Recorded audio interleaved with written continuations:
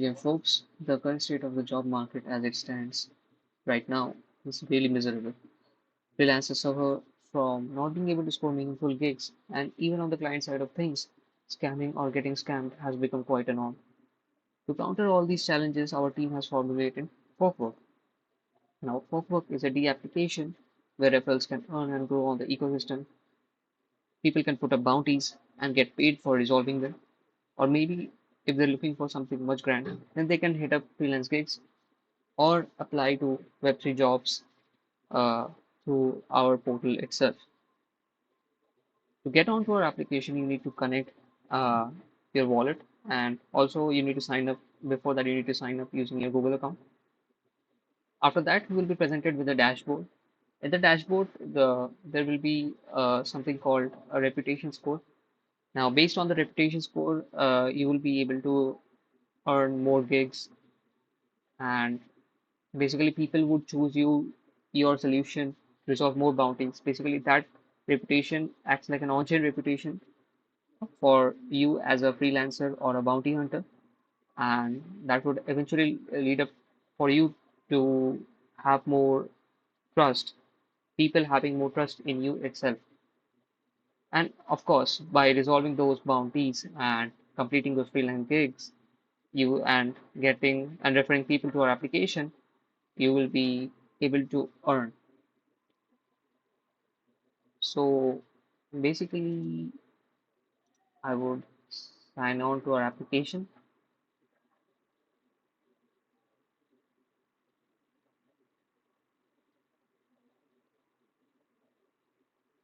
As you can see, my wallet's also pre-connected.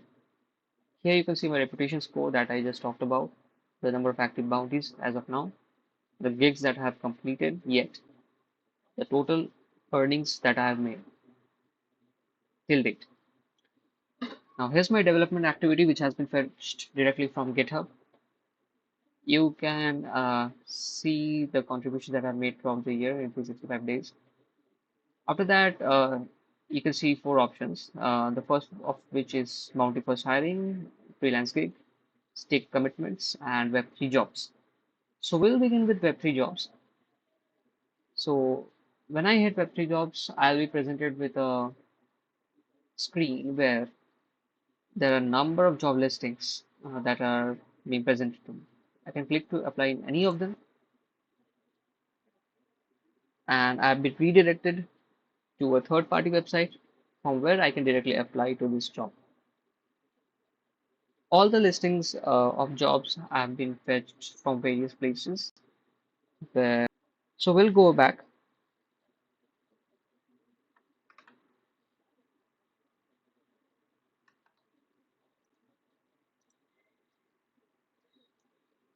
So upon going back, we came back to the page where we see our job listings. I'll go back to the dashboard itself. After this, we'll go to Bounty First Hiring. Now in Bounty First Hiring, people put up bounties, right? And also there's a reward mentioned here. There's a deadline for that and who it has been created by.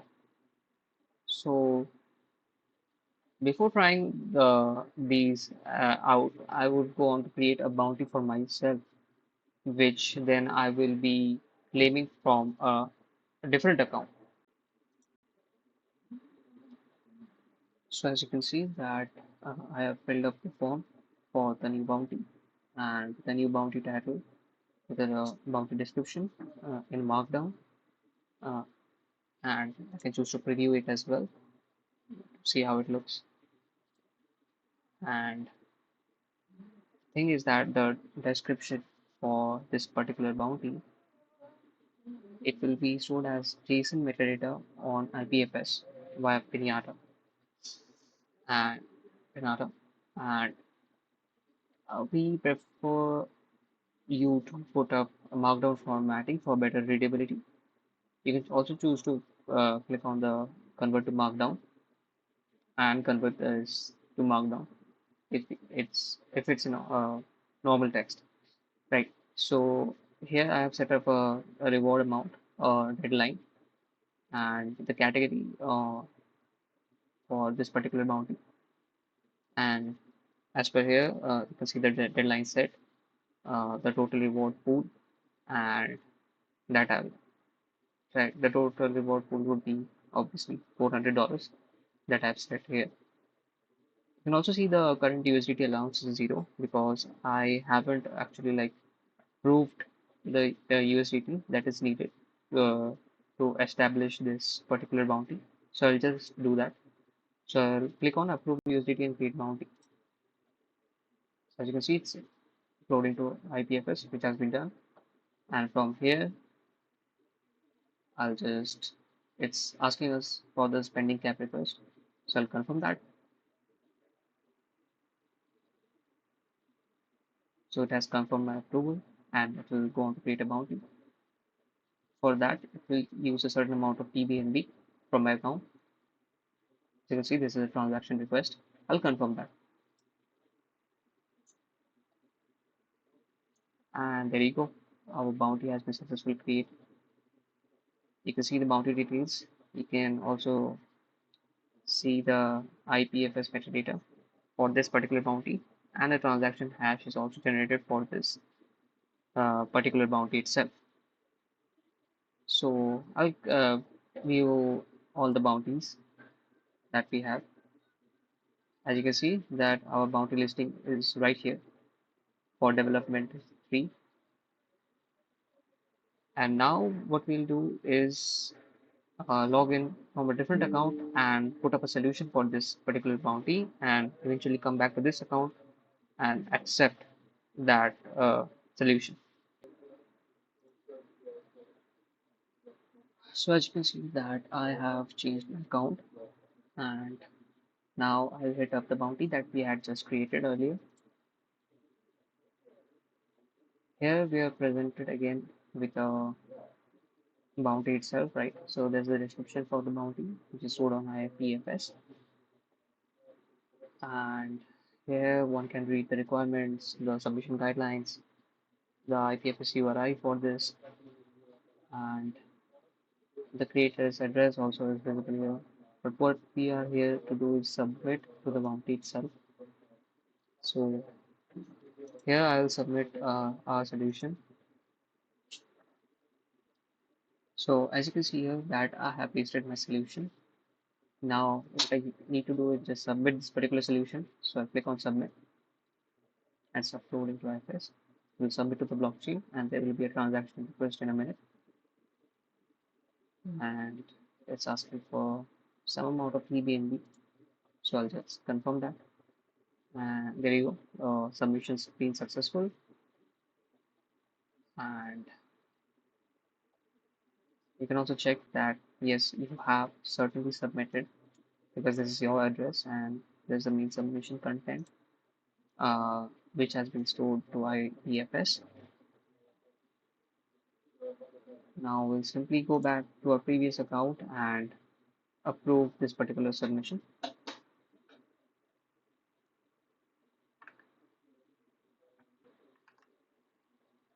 So as you can see that I'm back onto my original account and from which that I had posted the bounty from. So you can see that there's a section called Manage Submissions. I just click onto that and you can see that submissions that I have made here. For some apparent network error, the IPFS content is not displayed here directly. But other than that, the solution is presented. Like if you hit the IPFS URI, you would be able to see the particular solution.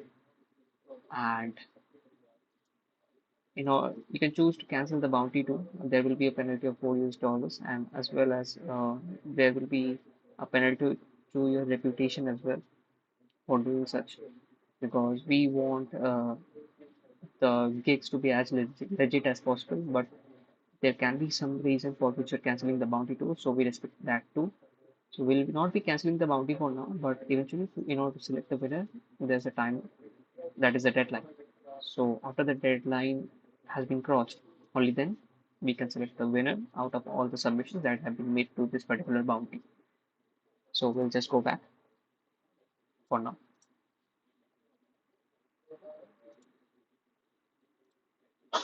So we are back onto our dashboard, right? And now we'll hit up freelance gigs. Uh, so in freelance gigs, we can actually look up freelance gigs which have been posted by others, uh, and also create gigs of our own. So we'll follow a similar pipeline in which like we were posting, creating a bounty earlier on. So I'll create a gig right now. So I'll post a gig. So as you can see that I have filled in the details for this particular gig, and there's a payment I have set as 1500 USDT. Duration will be 20 days, and a proposal period will be of 7 days. And there's something called freelancer stake.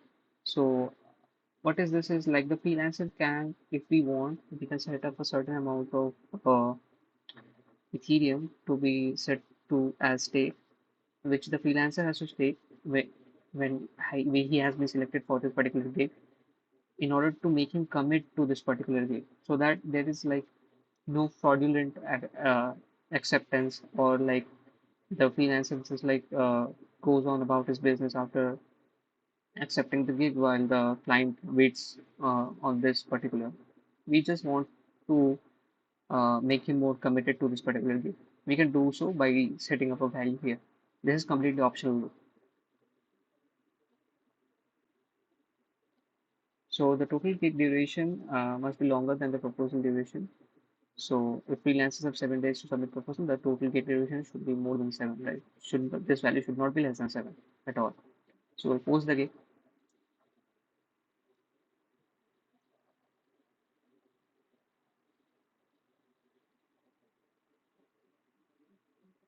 So there's a transaction request for this. I'll confirm that the transaction hash has been generated, which we can view on the story. And our gig has been created. As you can see, we have a budget of 1500, we have 20-day deadline, and we have no proposals yet, but we'll make that one by going into a different account and uh, setting up a proposal for this particular gig.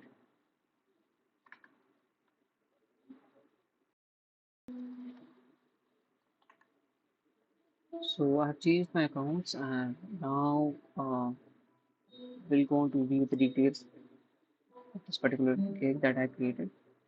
Now, what I'll do is create apply to this, and now fill out the information for this particular gig.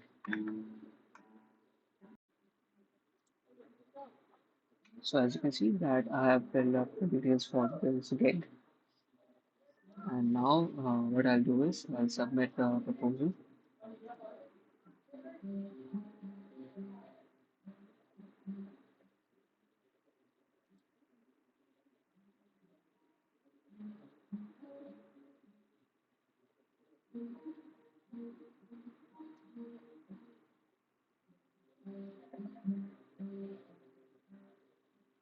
As you can see, transaction request has been generated. I'll confirm that.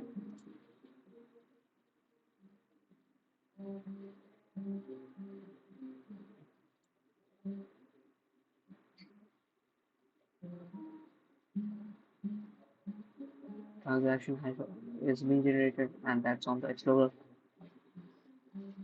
It takes a while, so bear with me.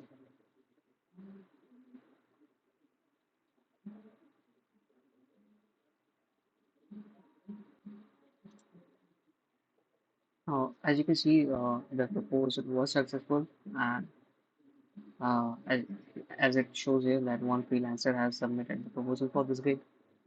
What I'll go on to do is I'll change my account back to the one using which that had created the gig in the first place.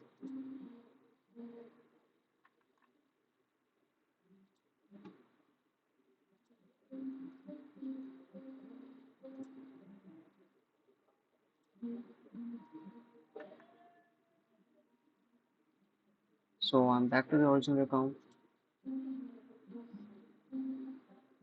and as you can see there I have an option for managing proposals. So I'll click on that, manage proposals, and I can choose click on to choose the full approach that I have set up here using the other account. Uh, Now, upon selecting the freelancer, I would confirm this particular account as the freelancer for my freelance gig.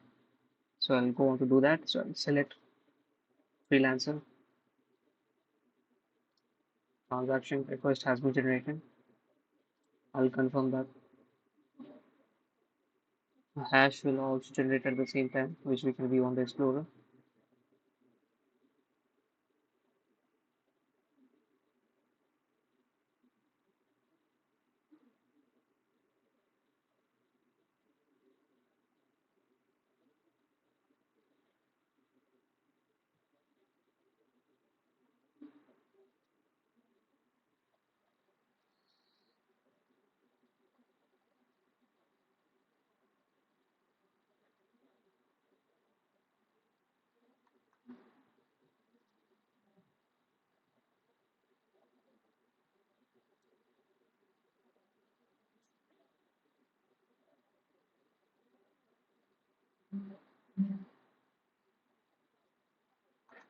So as you can see, upon refreshing, I can see that I've selected the freelancer, and that concludes our freelance gig section and the entire freelance marketplace section. Finally, we come down to our last part of our project, which is stake commitments, which is still a build-in process. Now, we are currently building it as of now. It will come out soon. And in this, what would happen is both job seekers and recruiters will stake tokens to apply or make a post. Now, if one party would default, like scam or ghost, then the stake would be slashed. We have done this in order to boost more seriousness and trust into our community. So that completes our entire project. For the future scope of our project, we plan on to build strict commitments and improve our UI and the user experience in a much more better way, such that they can utilize our application in much more ease. So thank you for being with us throughout the entirety of the project, and have a great day ahead. Thanks.